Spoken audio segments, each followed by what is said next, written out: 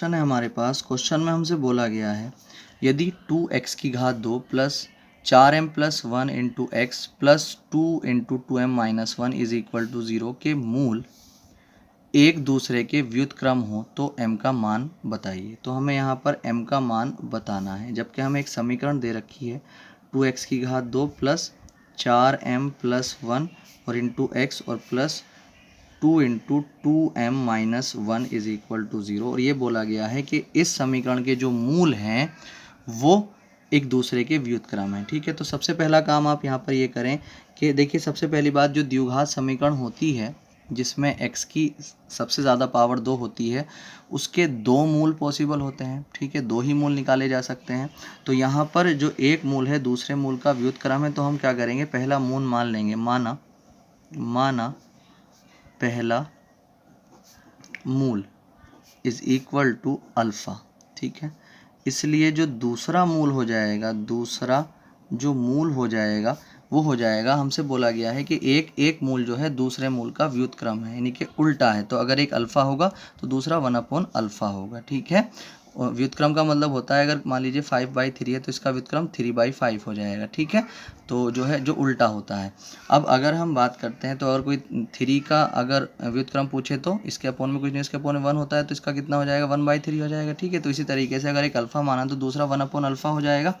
अब हमें ये पता है, देखिए दो फॉर्मूलाज हमें मालूम होते हैं कि जो मूलों का योगफल होता है, मूलों का योगफल जो होता है उसका फॉर्मूला होता है -b/a, और एक होता है मूलों का गुणनफल। मूलों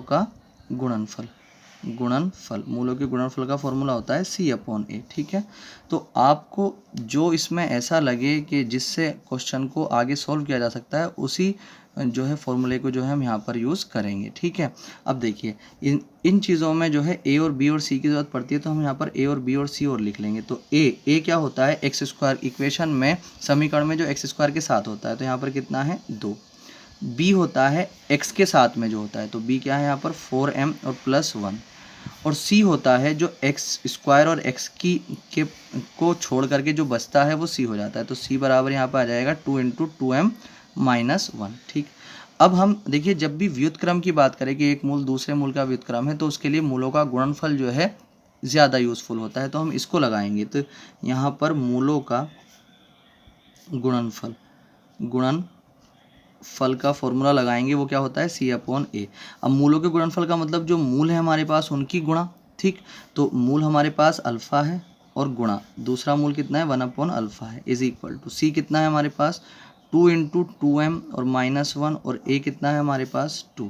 ठीक है, तो अल्फ़ा से अल्फ़ा ख़त्म, यहाँ पर कितना बचा 1 इज इक्वल टू, देखिए 2 से 2 ख़त्म हो जाएगा, यहाँ पर 2m माइनस 1 बचेगा। अब 1 इधर ही रखा आपने, ये वाला 1 इधर ले लो तो प्लस का 1 हो जाएगा यहाँ पर 2m, तो यहाँ पर 1 और 1 2 इज इक्वल टू 2m। ठीक है, तो अब यहाँ पर 2m इधर रख लो और ये 2 इधर रख लो। ठीक है, तो अब अगर हम बात करें m की अगर वैल्यू निकालने, तो जिसकी वैल्यू निकालते हैं उसके साथ वाला बराबर वाले के बट्टे में आ जाता है, तो 2 से 2 कट जाएगा 1 टाइम्स, तो m की वैल्यू कितनी आ जाएगी हमारे पास 1। ये इसका आंसर आ जाएगा, m की वैल्यू हम यहाँ पर निकाल